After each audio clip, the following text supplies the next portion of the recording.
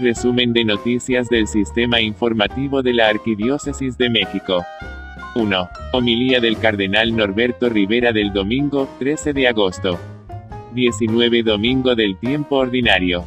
Tempestad y paz, perturbación y serenidad silenciosa se contraponen en la visión de Elías del primer libro de los Reyes y en la tempestad calmada que nos ha narrado San Mateo.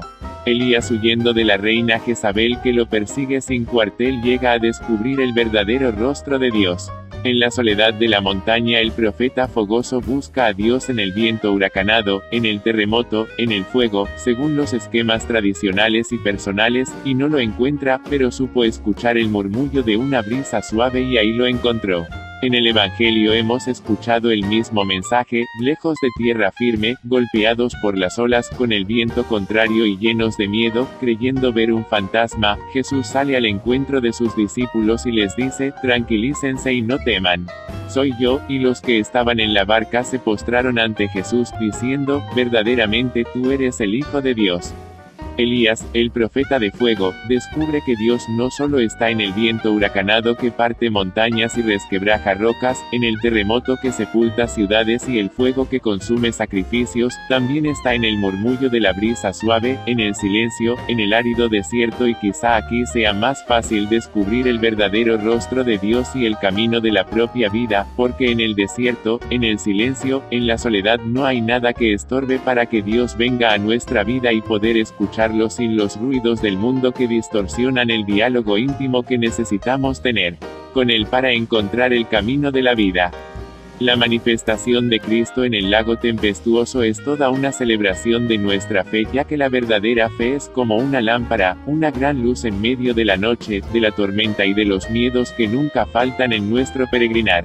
El amén, el sí, el así sea que repetimos continuamente con fe en nuestras celebraciones es como terreno firme sobre el cual caminamos a pesar de saber que estamos en un mar tempestuoso.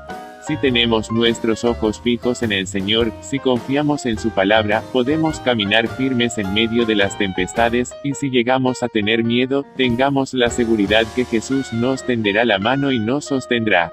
Hay algo muy singular en la narración que nos transmite San Mateo.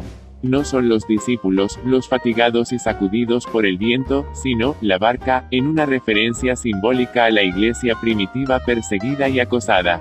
También es notable la presencia de Pedro, cabeza de la comunidad eclesial, con una fe frágil, llena de miedos y vacilaciones, y por supuesto también hay que remarcar el solemne acto de fe proclamando a Jesús como Hijo de Dios, con que culmina la narración y que es la misma confesión que Pedro hizo en otro momento en nombre de todos los discípulos. Jesús parece estar lejos, mientras la barca se encuentra en la noche a merced de un mar enfurecido y los vientos en contra. Solo Jesús puede vencer esas fuerzas del maligno representadas en las olas y en los vientos que golpean la barca. Pedro aparece al frente de la iglesia como modelo de todos los creyentes, debatiéndose entre la confianza en Jesús y el temor que provocan las adversidades, pero en todo momento sostenido y apoyado por Jesús que lo eligió. No es fácil responder con sinceridad a la pregunta que Jesús le lanza a Pedro en el momento mismo en que lo salva de las aguas, hombre de poca fe, ¿por qué dudaste?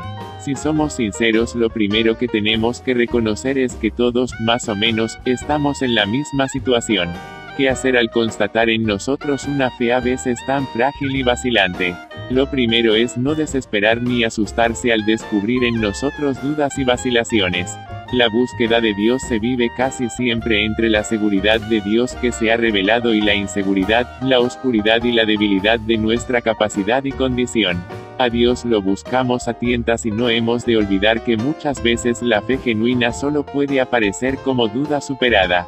Por esto, lo importante es saber gritar como Pedro, sálvame, Señor. Saber levantar hacia Dios nuestras manos, no solo como gesto de súplica sino también como entrega confiada en aquel que nos puede salvar. No olvidemos que la fe es un caminar sobre las aguas tempestuosas, pero con la seguridad de encontrar siempre esa mano que nos salva del hundimiento total. Hay algo que siempre nos ayudará a crecer en la fe y a liberarnos de nuestras dudas y angustias que nos encadenan, preocuparnos y ocuparnos para que los demás crean y crezcan en la fe.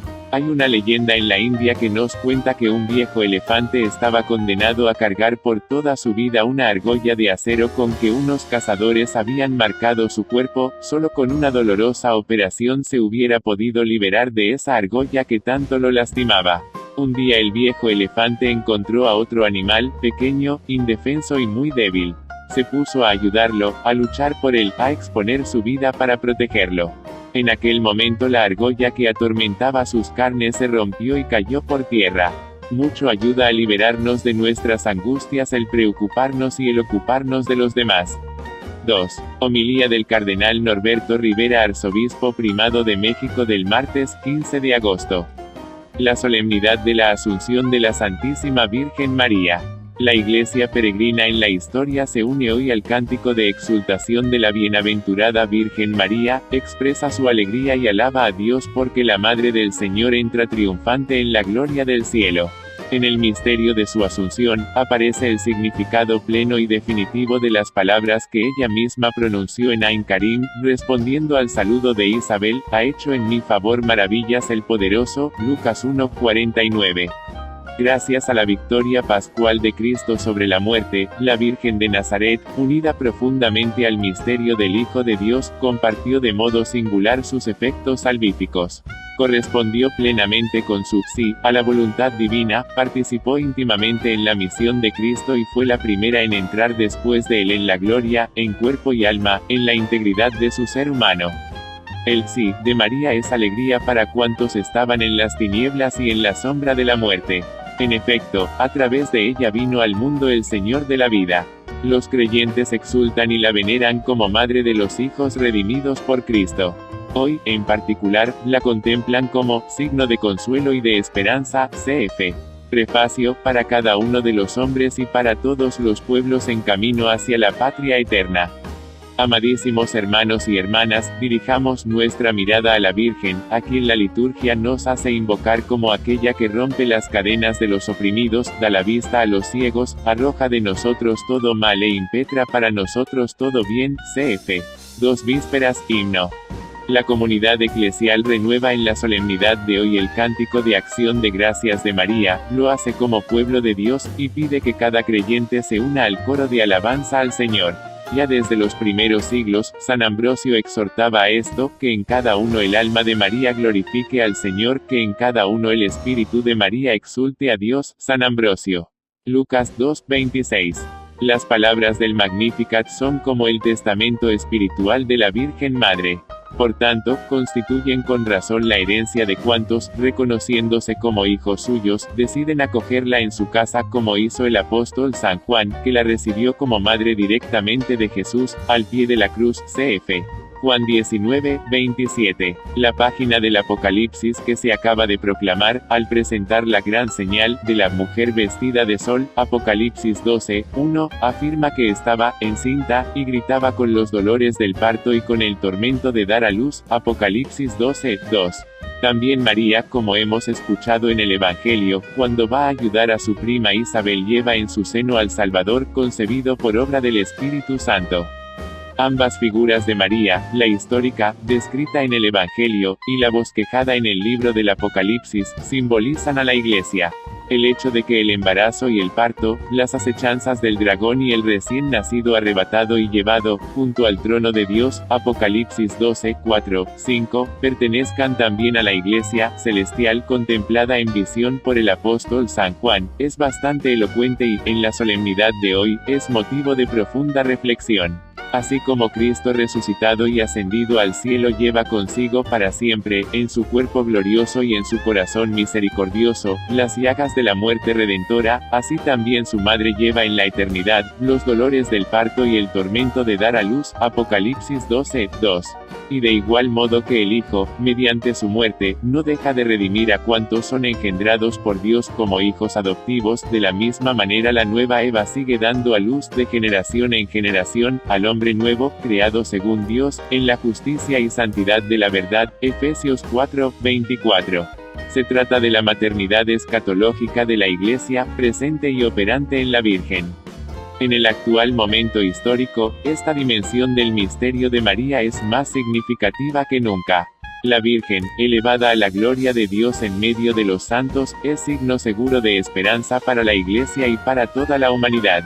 La gloria de la Madre es motivo de alegría inmensa para todos sus hijos, una alegría que conoce las amplias resonancias del sentimiento, típicas de la piedad popular, aunque no se reduzca a ellas.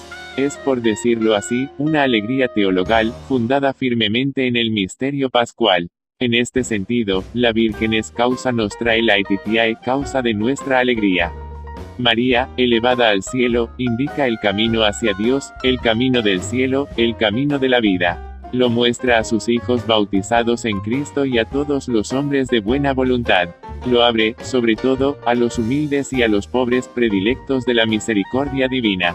A las personas y a las naciones, la Reina del mundo les revela la fuerza del amor de Dios, cuyos designios dispersan a los de los soberbios, derriban a los potentados y exaltan a los humildes, colman de bienes a los hambrientos y despiden a los ricos sin nada. Cf. Lucas 1, 51, 53. Magnificat anima mea Dominum. Ojalá que este sea también el espíritu de la Iglesia y de todo cristiano. Oremos para que un Magnificat una la tierra y el cielo en un cántico de alabanza y acción de gracias. Amén. 3. Tips para prevenir el abuso sexual infantil por Abimael César Juárez. El abuso sexual es un problema masivo y cotidiano, necesitamos responsabilizarnos, mientras no hagamos nuestro el problema, no será de nadie, advierte especialista. Enseñar a los niños, incluso a los muy pequeños, sobre el abuso físico o sexual, es un tema incómodo pero forma parte de esas cuestiones que la gente no puede dejar pasar, es algo que no se debe tomar a la ligera, así lo expresó a Desde la Fe, la MTRA. Rosa Sapien Trueba, directora del Centro Reparare, de la Facultad de Psicología de la Universidad Anáhuac. Explicó que el abuso sexual es un problema masivo y cotidiano, frente al que debemos responsabilizarnos, pues mientras no hagamos nuestro el problema, no será de nadie.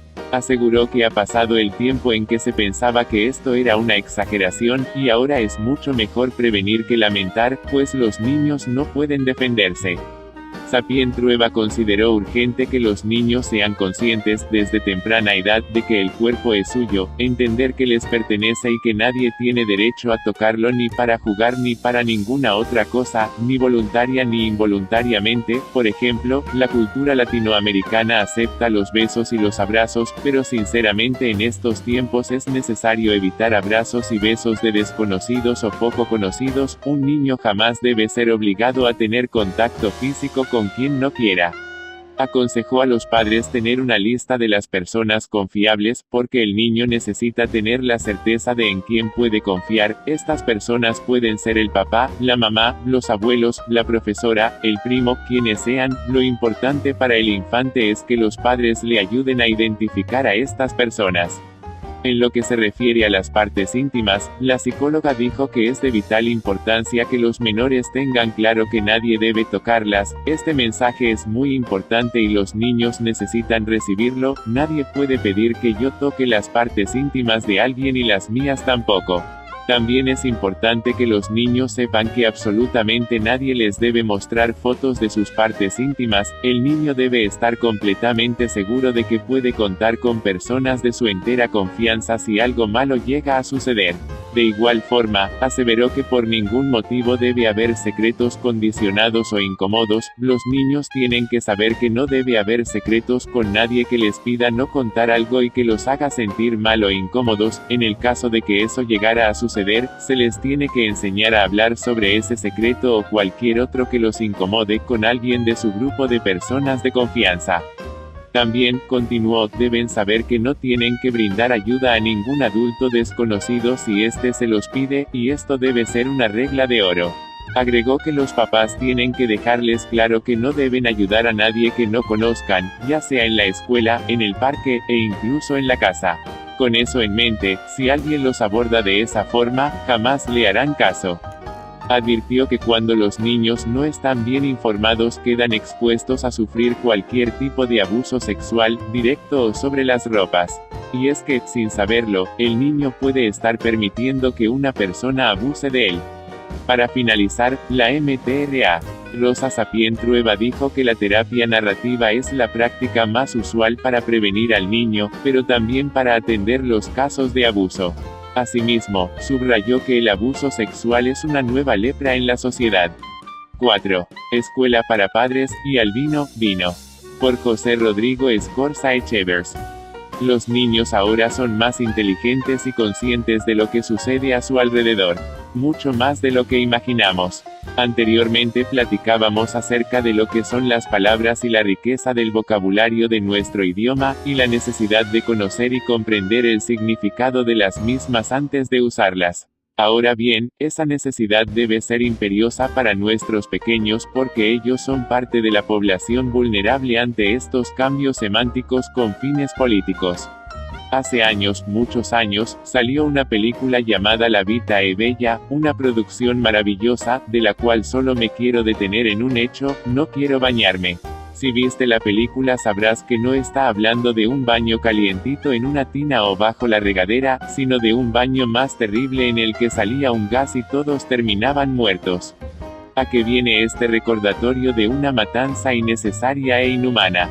Simplemente al juego de palabras que utiliza Guido, para que su pequeño hijo no se entere de que cuando los llevaban a bañar, significaba la muerte, o el juego completo que para el niño significaba todo lo que hacía su padre en el campo de concentración. Así, hoy en día hemos tenido que adaptar el lenguaje para que los niños vivan en una fantasía y en el momento en que crecen se dan cuenta de la realidad y la mentira en la que vivían. Siento que deberíamos decirles tal cual lo que sucede: si hay una muerte, un nacimiento, un pleito en la familia, y un largo etcétera. Los niños ahora son más inteligentes y conscientes de lo que sucede a su alrededor. Mucho más de lo que imaginamos. No son tontos, saben cuando los papás se están separando, cuando una mascota la llevan a dormir, y su significado cuando viene un hermanito en camino mucho antes que los papás. Son más sensibles, no solo ante las adversidades sino también ante la realidad que los rodea y la felicidad con la que viven, por eso los verdaderos juguetes de los niños no tienen precio. Ahora bien, ¿cómo poder hablarles de la ideología de género a los niños? ¿Qué implicaciones tiene? Hay que ponerlos alerta sobre la maldad del mal uso del vocabulario. Algunos tips para ello podrían ser: primero, hablar con la verdad. Sabemos que la verdad incomoda, pero no por ello deja de ser verdad. La verdad los hará libres, dice Jesucristo en su Evangelio. Entonces, ¿por qué nos escondemos en verdades a medias, en un mal uso de las palabras, en el error? Parece que es mucho más fácil vivir en la mentira que en la verdad, pero a la larga la verdad prevalece. Allí están todos los casos de divorcio por un engaño, los presos por esconderse, los políticos por dinero. Segundo, ser sinceros con los hijos. La mentira siempre produce daño en las dos partes y ese daño es la pérdida de la confianza. Si tus hijos no confían en ti, ¿por qué te harán caso? Allí está una solución muy grande: sé sincero y ellos confiarán en ti, sin dudar. Cuando confías en una persona le haces caso, la sigues y la quieres. En el momento en que esa confianza se pierde, entonces se deja de lado lo que dicen y se ponen en entredicho todas las cosas que se hacen. Tercero, ante la duda, formarse. Si se tiene duda de lo que se explicará, entonces hay que buscar la información en los lugares correctos, comprender lo que se dirá, y conocer también el lado opuesto de la opinión, ya que el niño conocerá ambos, pero necesita una orientación, la cual se le puede dar solo si se conocen ambos lados de la moneda. Cuarto, informar al niño. Buscar que los hijos también lean y conozcan, de una forma dirigida y habiendo pasado por cada padre y madre de familia, porque nadie mejor que los padres sabe lo que los hijos necesitan y cómo los están educando. Por último y no menos importante, que siempre haya diálogo, es decir, una conversación, un oyente y un parlante, los cuales pueden intercambiarse para mejores efectos al conversar. Los niños también necesitan sentirse involucrados en la familia y más en temas que son de actualidad, pues como nos damos cuenta, las caricaturas, las películas, la música, etc., se mezclan con ideologías que no corresponden a la realidad. Así al final podrán decir, al pan, pan, y al vino, vino. 5. El terrorismo desalienta la recepción de refugiados en Europa, dice Dominic Custra. Por Carlos Villarrois. Los atentados terroristas en Europa han venido impactando en forma negativa en la opinión pública de la gente que hace 3 años se pronunciaba a favor de recibir a los migrantes de países como Siria e Irak. Los atentados terroristas en Europa han venido impactando en forma negativa en la opinión pública de la gente que hace 3 años se pronunciaba a favor de recibir a los migrantes de países como Siria e Irak, que huían a causa de la guerra y de la pobreza, señaló Dominik Pustra, misionero polaco quien labora en la Fundación Pontificia Ayuda a la Iglesia Necesitada, México. Entrevistado a raíz de los recientes atentados en Barcelona, explicó que muchas personas que veían con buenos ojos la acogida de miles de refugiados provenientes de países de mayoría islámica, ahora dudan y cuestionan si las políticas adoptadas por los gobiernos europeos fue la correcta. A esto se suma la negativa de los países musulmanes como Qatar o Arabia Saudita, que ni aun en la emergencia humanitaria, recibieron a las personas que huían desesperadamente de Siria a causa de las embestidas terroristas del autoproclamado Estado Islámico y de la guerra. Antes, la gente estaba bastante entusiasmada en abrirles las puertas aunque había personas que sugerían mayor cautela ante la recepción de los refugiados que llegaban hace 3 años. Esa desconfianza se explica por motivos muy claros porque llegaban a Europa personas que pudieran estar vinculadas con grupos terroristas. Países como Alemania, por ejemplo, abrió las puertas a todo mundo. Ahora, entre la gente, este entusiasmo se está apagando y hay desilusión, porque se ven algunas mortales consecuencias y se han registrado casos en donde los musulmanes que están en campamentos continúan un programa persecutorio contra los cristianos que también están refugiados. El especialista recordó que en 2004 hubo un atentado ferroviario en Madrid, desde entonces no había atentados tan fuertes en España. Hubo actos terroristas en París, Bélgica, e Inglaterra. Quiero decir que la situación ha cambiado y se ha demostrado que en algunos de estos atentados hubo gente involucrada que llegaron como refugiados, dijo. En Europa, la gente está preocupada porque no tan solo han llegado sirios o iraquíes, sino afganos, pakistaníes, y de otros países, donde no hay un conflicto militar abierto pero está creciendo el radicalismo islámico. Por lo tanto, la gente se pregunta qué hay detrás de toda esta migración que surgió de un momento a otro de manera masiva. La gente tiene miedo de que esta migración masiva forme parte de un proyecto oculto para islamizar Europa. Países como Polonia, Hungría y otros más, aceptaron recibir refugiados pero tomaron en cuenta el factor cultural, es decir, buscaron que hubiera una afinidad con la tradición y forma de vida de estos países. Por ello, recibieron principalmente a los cristianos, que han sido los más afectados por la persecución religiosa emprendida por ISIS, señaló. Explicó que de 100 refugiados que llegan a Europa, solo 2 son cristianos y el resto musulmanes. Finalmente, dijo que la postura de la Iglesia apunta a favor de la misericordia y por ello aconseja recibir y ayudar a los migrantes. Sin embargo, dijo que los países deben estudiar mejor a quienes abren las puertas de sus casas para evitar la infiltración terrorista. Dominik Pustra reconoció que la situación en Oriente Medio ha cambiado en los últimos 3 años, y que ahora algunas ciudades han sido recuperadas y liberadas de manos del Estado Islámico, por lo que consideró que hay personas que ya podrían regresar a sus países de origen. Explicó que uno de los proyectos actuales de la Fundación Ayuda a la Iglesia Necesitada consiste, precisamente, en reconstruir vivienda, escuelas, hospitales e iglesias destruidas por ISIS durante el tiempo de ocupación de algunas ciudades de Medio Oriente. 6. Más de 1000 personas participan en el 12º Congreso de Laicos. El arzobispo de México, Card. Norberto Rivera Carrera, celebró la misa de clausura, en la que pidió a los asistentes comprometerse cada vez más con el trabajo. El arzobispo de México, Card. Norberto Rivera Carrera, acudió este 19 de agosto a la Escuela Cristóbal Colón La Salle, plantel Ticomán, donde celebró la misa de clausura del 12º Congreso de Laicos, organizado por la Comisión para los Movimientos y Organizaciones Laicales, Comolai, cuyo objetivo fue definir proyectos de participación social para desencadenar procesos de vinculación solidaria que sean generadores de cambio en los ambientes cotidianos.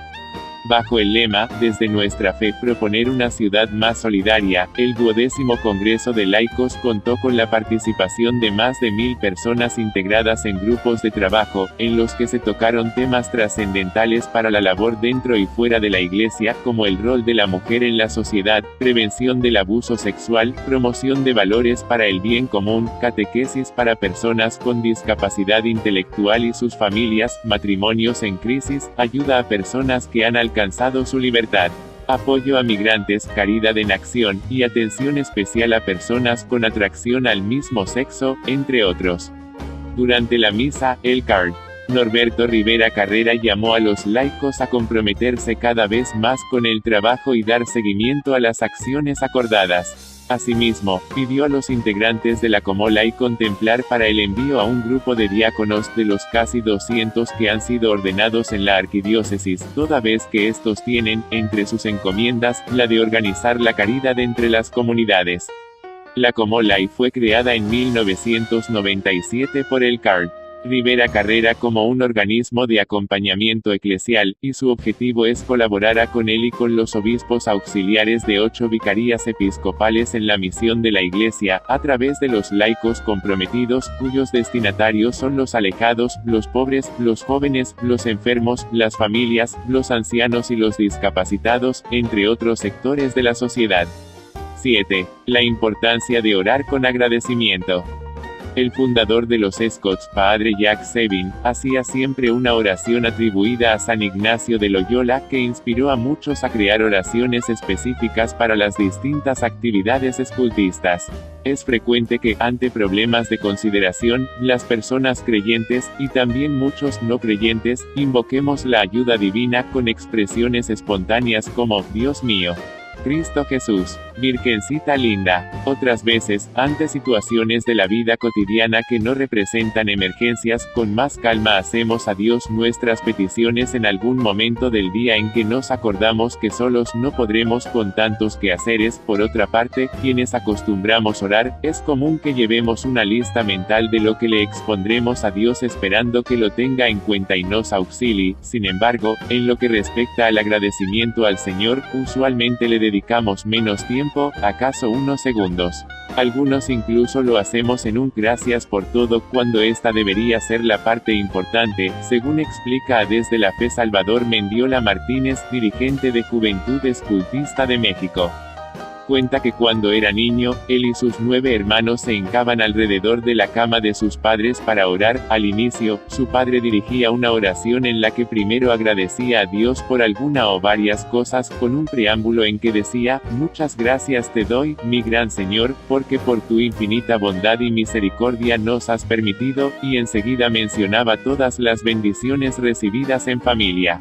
Posteriormente, explica, le hacía algunas peticiones iniciando siempre así, te suplico, mi gran Señor, que por lo que más quieras y si es tu santa voluntad, nos permitas hacer esto o lo otro, cerrando siempre con unas palabras acostumbradas, Ángel Santo de mi guarda, relicario del Señor, que del cielo fuiste enviado, para ser mi defensor, la cruz de Jerusalén, esté delante de mí, y aplaque los corazones malos, que estén en contra de mí. Al final todos rezábamos un Padre Nuestro y un Ave María.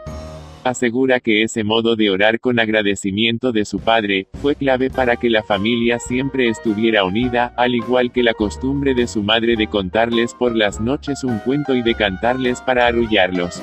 Ahora agradecemos a Dios porque seguimos siendo una familia compartida, todos estamos vivos, no tenemos vicios y tratamos ser buenos ciudadanos en la medida de lo posible. Pienso que actualmente menos familias se reúnen a orar, en gran medida la tecnología impide el acercamiento familiar, y muchos de quienes oramos por la prisa nos convertimos en pedinches, y le prometemos a Dios cosas a cambio sin detenernos siquiera a reflexionar si eso que le ofrecemos es su voluntad. Explica que el fundador del movimiento Scout, Padre Jack Sabin, fue un profundo conocedor de la conducta de los jóvenes, quien sabía perfectamente que si él caminaba, los chicos lo rebasarían corriendo, que si se sentaba, ellos incluso se acostarían, que si sonreía, los muchachos reirían a carcajadas, de manera que si él oraba, ellos podrían llegar a ser santos. Él impulsó el escultismo católico en 1920 a través de los Scouts de Francia, e incorporó una bella oración originalmente atribuida a San Ignacio de Loyola, en la que, si bien pedía a Dios cosas, eran solo para agradarle, y servía totalmente de apoyo espiritual al movimiento Scout. Señor, enséñame a ser generoso, a servirte como lo mereces, a dar sin medida, a combatir sin temor a que me hieran, a trabajar sin descanso, y a no buscar más recompensa que el saber que hago tu santa voluntad. Esta oración, refiere, inspiró a muchos educadores para que surgieran otras oraciones, como las de los Lobatos, y los Rovers, como la oración de la fogata, la oración de la comida y muchas otras que echaron raíces en el espíritu y en el corazón de los jóvenes. Por eso, cuando yo tuve la oportunidad de dirigir un grupo y posteriormente una organización, pensé en tener una oración comunitaria, de agradecimiento principalmente, dirigiéndonos a Dios con las siguientes palabras: con honda gratitud reconocemos la presencia de tu amor entre nosotros. Muchas gracias te doy, por hacer de mí tu obra maestra, porque soy de ti, la expresión perfecta, por dejarme cumplir la misión de un nuevo día, para poder servir a mi patria, con lealtad, valor y energía, pero sobre todo, muchas gracias te doy, porque ante el oleaje de la adversidad, sé que soy la flama candente, que abriendo surco de frente, lleva hacia ti a la humanidad. 8. Piden en Guadalajara retirar pieza de arte que denigra a la guadalupana. La obra que se develó en el programa Arte Público en Guadalajara combina las imágenes de Coatlicue y de la Virgen de Guadalupe. El 14 de agosto, en Guadalajara, Jalisco, se develó la segunda escultura del programa Arte Público en Guadalajara, una pieza del artista jalisciense Ismael Vargas, que lleva por nombre Sincretismo, misma que fusiona la figura de la diosa azteca Coatlicue, la de la falda de serpientes, con la imagen de la Virgen de Guadalupe.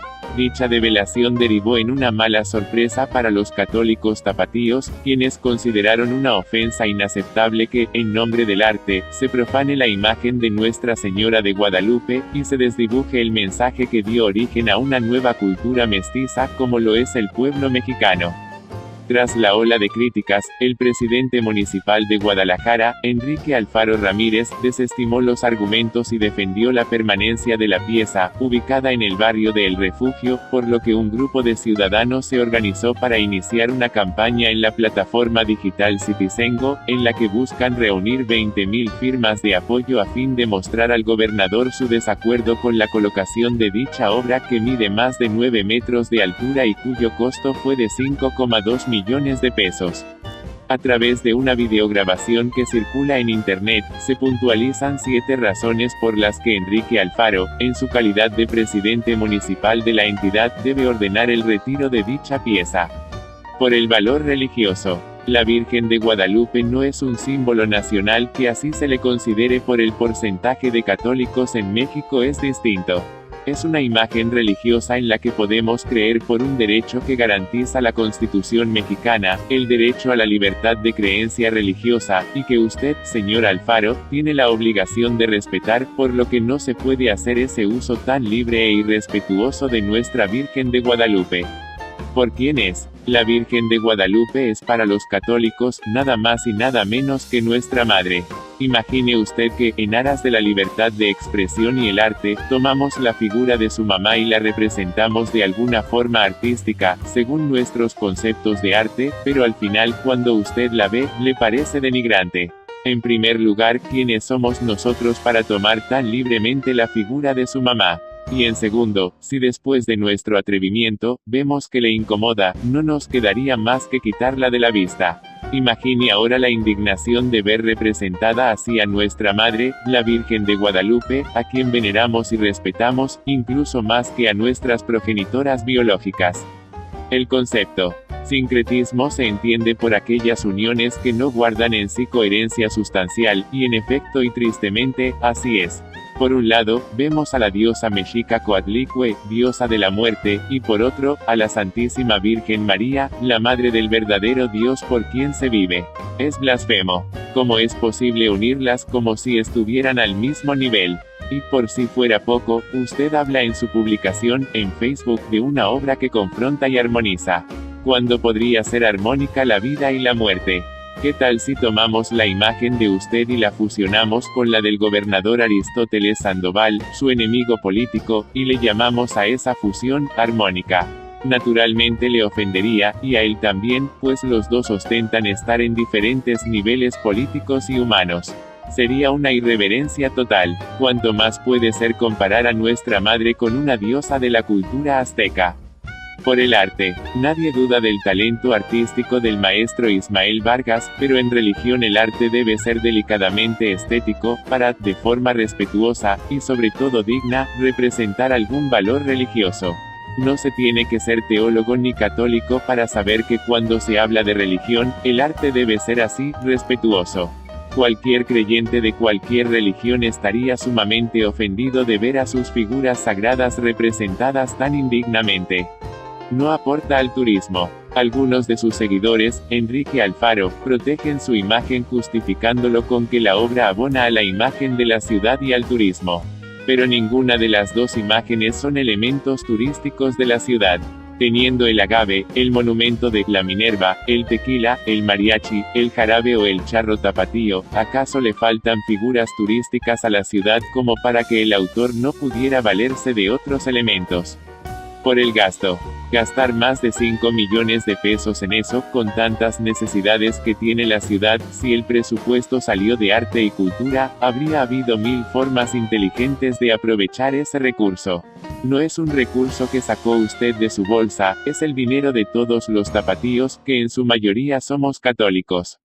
Por astucia política, los católicos que votamos por usted estamos muy decepcionados. El 91% de los tapatíos creemos en la Virgen de Guadalupe y la defendemos. Usted es la imagen de su partido, y el fracaso en las siguientes elecciones puede depender del castigo que los católicos hagamos a Movimiento Ciudadano. 9. Qué grande es tu fe, por el padre Óscar Arias Bravo. Mujer, qué grande es tu fe. Que te suceda como deseas. Lectura del Santo Evangelio. En aquel tiempo, Jesús se retiró a la comarca de Tiro y Sidón. Entonces una mujer cananea le salió al encuentro y se puso a gritar: Señor, Hijo de David, ten compasión de mí. Mi hija está terriblemente atormentada por un demonio. Jesús no le contestó una sola palabra, pero los discípulos se acercaron y le rogaban: atiéndela, porque viene gritando detrás de nosotros. Él les contestó: yo no he sido enviado sino a las ovejas descarriadas de la casa de Israel. Ella se acercó entonces a Jesús y, postrada ante él, le dijo: Señor, ayúdame. Él le respondió: no está bien quitarles el pan a los hijos para echárselo a los perritos. Pero ella replicó: es cierto, Señor, pero también los perritos se comen las migajas que caen de la mesa de sus amos. Entonces Jesús le respondió: mujer, qué grande es tu fe. Que se cumpla lo que deseas. Y en aquel mismo instante quedó curada su hija. Mateo 15, 21, 28. Qué grande es tu fe. Meditatio. El capítulo 15 del Evangelio según San Mateo presenta a Jesús en controversia con los fariseos, quienes le reclamaban las actitudes de sus discípulos, a quienes consideraban personas que no respetaban las tradiciones de sus antepasados, como el hecho de no lavarse las manos antes de comer, por ejemplo. Ante estas interrogantes, el maestro plantea algo más profundo. Dice que no es lo que viene de fuera lo que mancha al hombre, sino lo que sale de su interior, de su corazón. Alejándose de ese diálogo, Jesús se dirige hacia la región de Tiro y Sidón, donde una mujer cananea le seguirá el paso, incomodándole, según el criterio de sus discípulos, porque venía detrás de ellos, gritando que curase a su hija. Ya en el Antiguo Testamento, específicamente en el Deuteronomio 7,1 ss, se consideraba a los cananeos y a algunos pueblos vecinos como gente pecadora, como paganos e idólatras. No harás alianza con ellos, ni les tendrás compasión. V2. Por lo tanto, la región y la persona que se acercaba a Jesús era completamente lo contrario a su religión, sus costumbres y su tradición.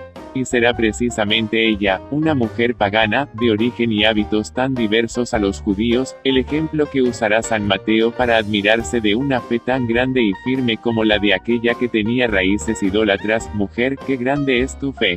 Que te suceda como deseas. V. 28. Contemplatio. Podría parecer, según lo sugiere el texto, que los destinatarios principales de la salvación son algunas personas que ya ocupan un puesto reconocido o algún pueblo en particular o los de algún ministerio o grupo parroquial, pero si nos vamos al fondo del texto, contemplaremos que hay gente que en realidad no se le identifica mucho como alguien cercano a una religión o a la salvación que ésta nos provee, seres humanos como nosotros, los cuales no consideramos que estén en nuestras listas de fieles cumplidores de nuestros preceptos. Y es precisamente este grupo de personas, las cuales se reflejan en aquella mujer pagana, de región idólatra. Hace algún tiempo tuvimos una reunión de personas cercanas al trabajo y la vida eclesial, y uno de los días de aquella asamblea fuimos a un restaurante cerca de la casa de retiros.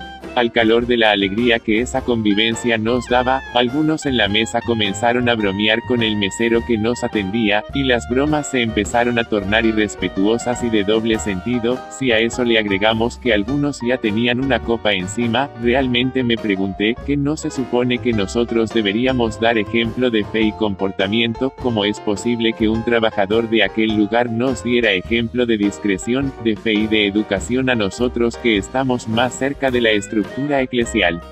Seguramente a Jesús le pasó algo muy similar en el capítulo 15 del Evangelio que escuchamos este domingo. En los fariseos no encontró más que mañas y preguntas capciosas que se apartaban del inicial mensaje de salvación, mientras que en una mujer considerada como pagana, el Mesías descubrió una fe más grande, cierto, tal vez no oficial, pero seguramente más sincera que aquella de los supuestos destinatarios principales. Orayo. Señor Jesús, no permitas que se amañe nuestra fe. Actio. Dialoguemos esta semana con alguien que no comparta nuestras creencias y agradezcamos una de las cosas buenas que tiene en su vida. 10. Porque la violación del secreto de confesión no ayudará a las víctimas de abuso por Info Católica. El editor de The Catholic Herald explica por qué la propuesta de la Comisión Real Australiana, más que ayudar a resolver el problema de los abusos sexuales, perjudicará a las víctimas. La Comisión Real que trata los asuntos de abuso infantil en Australia recomendó que se elimine el secreto de confesión y que los clérigos que se nieguen a denunciar el abuso sexual infantil en base a información recibida durante una confesión sean penalizados.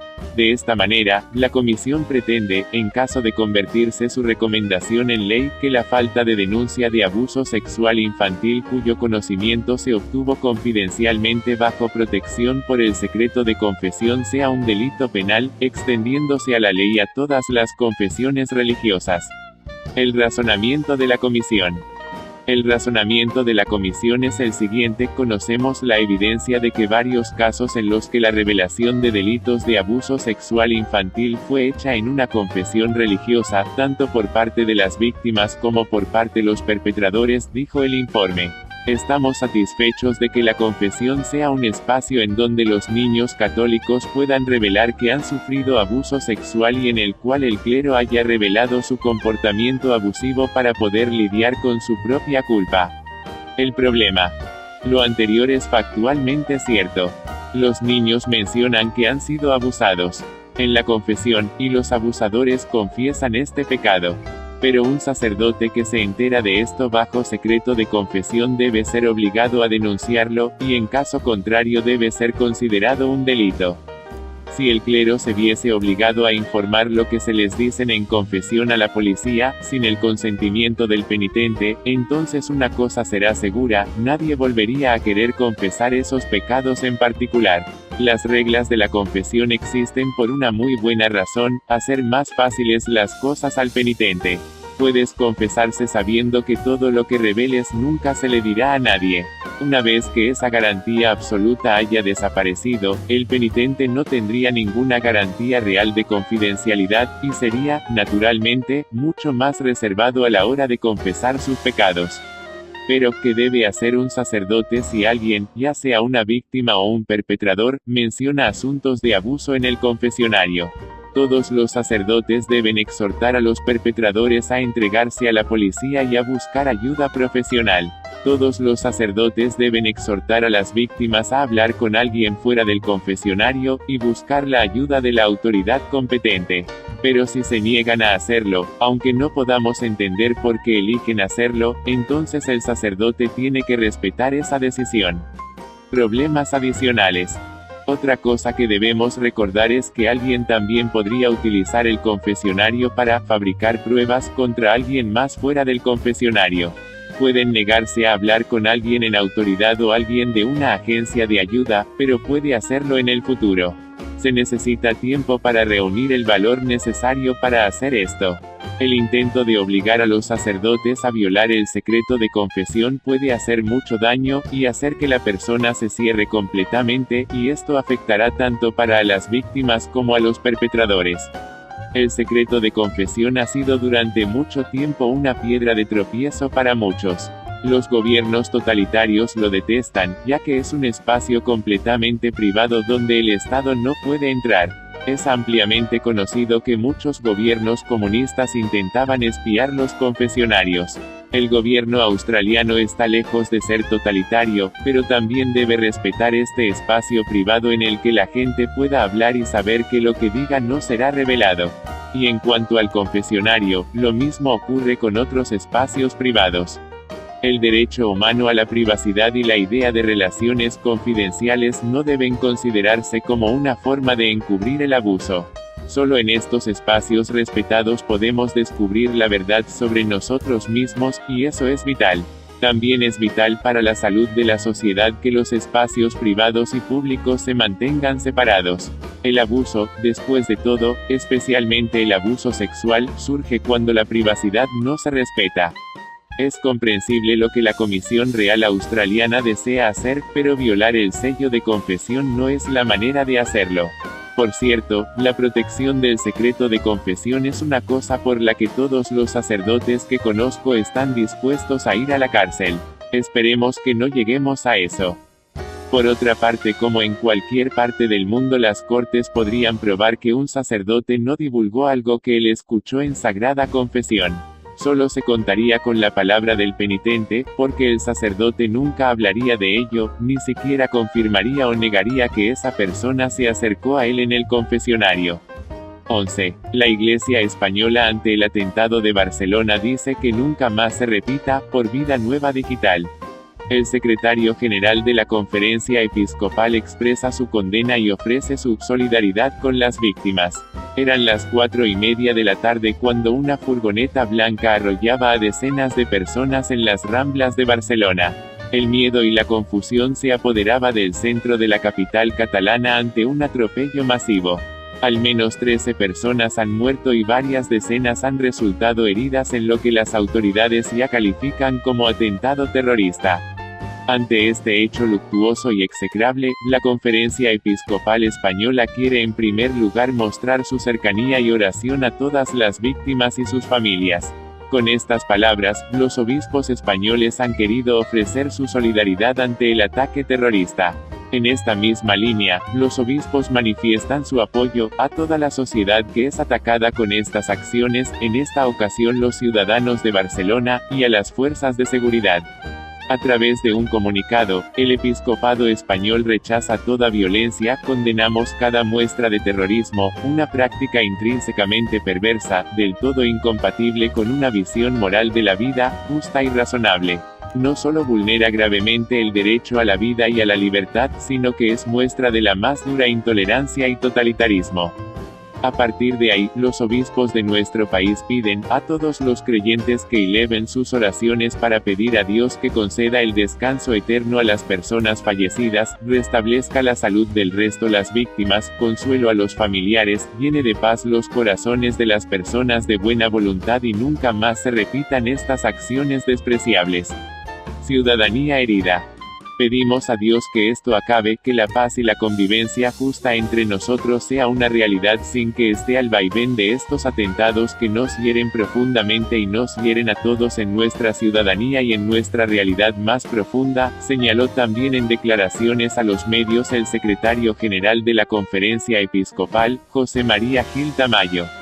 El portavoz del episcopado apuntó que este grave atentado terrorista siempre es incompatible con la vida, con una dimensión de la persona justa y razonable y que vulnera derechos y libertades fundamentales de las personas y de la sociedad, expresó. Anteriormente a este pronunciamiento, Gil Tamayo a través de su cuenta de Twitter compartió el sentir de los obispos de nuestro país cuando apenas habían pasado unos minutos del suceso. Seguimos con preocupación y oraciones la situación las víctimas del atropello masivo en las Ramblas. A renglón seguido, el portavoz del episcopado expresó además nuestra solidaridad con las víctimas y Barcelona. Acompañar a los barceloneses. El cardenal arzobispo de Barcelona, Juan José Omella, ha cancelado el retiro espiritual en el que se encontraba y regresa ya a la ciudad para acompañar a los suyos en estos momentos de dolor. Condenó rotundamente el atentado de Barcelona con muertos y heridos, que nos llena de dolor y solidaridad con las víctimas y familiares. Cardenal arzobispo emérito de Barcelona, Lluís Martínez Sistach. Desde Madrid, el cardenal Carlos Osoro expresaba en su cuenta de Twitter su consternación por el atentado. Rezo por las víctimas y sus familias, subraya el arzobispo de Madrid, que extiende su oración por la paz y la labor de las fuerzas de seguridad. Junto a él, otros movimientos, realidades eclesiales e instituciones se han sumado al dolor generado por este atentado. Así lo mostraba la Conferencia Española de Religiosos, CONFER. La vida religiosa se une en oración a las víctimas. 12. Iglesia Católica presentó curso sobre sexualidad en respuesta al Ministerio de Educación y Cultura. Fuente: El País, Uruguay. La propuesta didáctica para el abordaje de la educación sexual en educación inicial y primaria había sido calificada como propia de los estados totalitarios por Daniel Sturla. La Iglesia Católica lanzó este mediodía un curso online de educación sexual denominado Aprender a Amar, en respuesta a la guía sexual difundida a nivel del Ministerio de Educación y Cultura, tal como había anunciado el cardenal Daniel Sturla. Según señalan, se trata de una propuesta de educación afectivo-sexual para padres y adolescentes, basada en libros de texto usados en cerca de 120 colegios de América Latina. En conferencia de prensa, Sturla manifestó que es fácil criticar y es difícil proponer, por lo que tras calificar como propia de los estados totalitarios la propuesta didáctica para el abordaje de la educación sexual en educación inicial y primaria, la Iglesia ahora quiere presentar una propuesta. El curso se ofrece a través del portal de la Iglesia Católica, www.icm.org, de forma gratuita y estará disponible el 21 de agosto. Vea en YouTube el video, Aprender a Amar, presentación del curso online de educación sexual.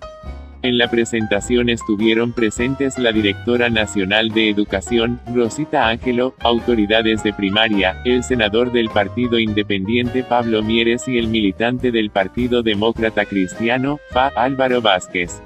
El curso está a cargo de la psicóloga Liliana Olivieri y la doctora Silvana Fiamene, y cuenta con la participación de referentes laicos, que se desempeñan en la educación, medicina, trabajo psicosocial o medicina, señaló Sturla. Está fundamentado en el libro, Aprender a Amar, escrito por Olivieri para la editorial Logos.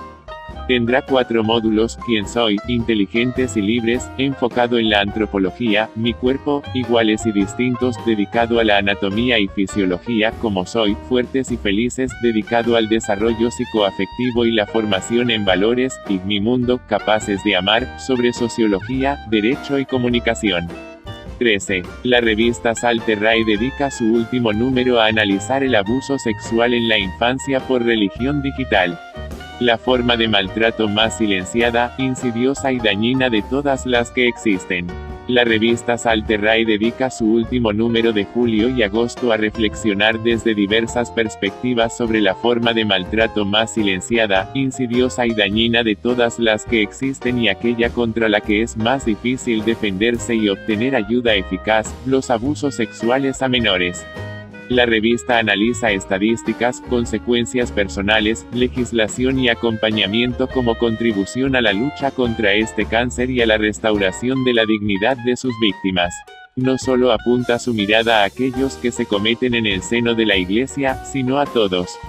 Las estadísticas fidedignas señalan que en torno al 70% de los abusos ocurren en el ámbito familiar, y un 30% en otro de los ámbitos en que los menores desarrollan su vida, como colegios o grupos deportivos. Solo el 1 por 1000 de los abusos han tenido lugar en el ámbito de la Iglesia. La reflexión parte de una radiografía de la realidad actual en esta materia. Save the Children pone número al abuso sexual. Investigaciones recientes coinciden en señalar que entre un 10 y un 20% de los niños ha sufrido algún tipo de abuso, con una prevalencia superior entre las niñas, mientras que el 90% de los agresores son varones, con frecuencia personas conocidas o cercanas a la familia. A partir de ahí analiza las consecuencias que el abuso tiene para las víctimas y las dificultades para detectarlo y repararlo sin provocar una revictimación en quienes lo han sufrido. El siguiente artículo de Pilar Polo, psicóloga y responsable de Relaciones Institucionales de la Fundación Vicky Bernader, concreta en la actuación en los ámbitos de responsabilidad que profesionales y ciudadanos tenemos frente al abuso sexual infantil. Es una aproximación a la legislación actual y también a los recursos disponibles para saber cómo y cuándo actuar. Su análisis es una llamada a la responsabilidad a todos los ciudadanos como agentes protectores. Por su parte, el profesor de Derecho Canónico en la Universidad Pontificia Comillas y asesor jurídico de Confer, Miguel Campo Ibáñez, S.J., aborda la actuación de las autoridades de la Iglesia sobre los abusos sexuales a menores cometidos por clérigos en la Iglesia Católica. Su reflexión se extiende desde el derecho canónico a la praxis profesional y presenta el status actual de la cuestión, analiza las respuestas de los 3 últimos pontífices y, sobre esa base, propone los principales retos actuales y de futuro para un adecuado abordaje por parte de clérigos. Todos debemos asimilar, especialmente los pastores, y de una vez por todas, la inversión del orden de prioridades de la Iglesia en este campo. El bien jurídico protegido y el bien público fundamental de la Iglesia, no es la evitación del escándalo, sino la justicia que se debe a las víctimas. Para cerrar, Pepa Horno, consultora en infancia, afectividad y protección, estudia las condiciones necesarias para un acompañamiento de quienes han sufrido la experiencia traumática del abuso que consiga honrar el dolor de la víctima que brinde una oportunidad de sanación. El grupo de comunicación Loyola publica esta revista como suma a otros títulos de las colecciones de Salterrae y Mensajero que afrontan esta lacra. Libros que dan voz a las víctimas, como es el testimonio de Daniel Pitet prologado por el Papa Francisco Le Perdono, padre en Mensajero. Su doloroso relato refleja el camino de las víctimas hacia la reparación del daño sufrido, incluso el de la reconciliación y el perdón para seguir viviendo con una herida que acompaña toda una vida. Libros que reflejan la experiencia de afrontar y reflexionar sobre el abuso sexual dentro de la Iglesia. 1 de cada 1000 casos ha tenido lugar en este ámbito, como los firmados por Hans Zollner S.J., decano del Instituto de Psicología de la Universidad Pontificia Gregoriana, Roma, y miembro de la Comisión Pontificia para la Protección de los Menores, para Salterrae, Iglesia y Pedofilia, una herida abierta, compartiendo autoría con Giovanni Cucci, y abuso sexual contra menores en la Iglesia. Hacia la curación y la renovación. La colección Servidores y Testigo cuenta además títulos como Sexo, Sacerdocio e Iglesia del Ensperi y la fuerza que nace de la debilidad. Aspectos psicológicos de la vida de Giovanni Cucci S.J. En el futuro nuevas voces y perspectivas arrojarán de nuevo luz desde el grupo de comunicación Loyola. Autores como María Martínez Sagrera vuelcan su arte en el reflejo literario de lo que el silencio ha ocultado durante mucho tiempo. Es su contribución para hacer caer el muro que ahoga escándalos y sufrimientos y para abrir el camino a una justa reparación y a la gracia de la reconciliación. Producido en voz sintética para fácil difusión por San Miguelillo Comunicaciones Católicas. Todos los derechos reservados del sistema informativo de la Arquidiócesis de México.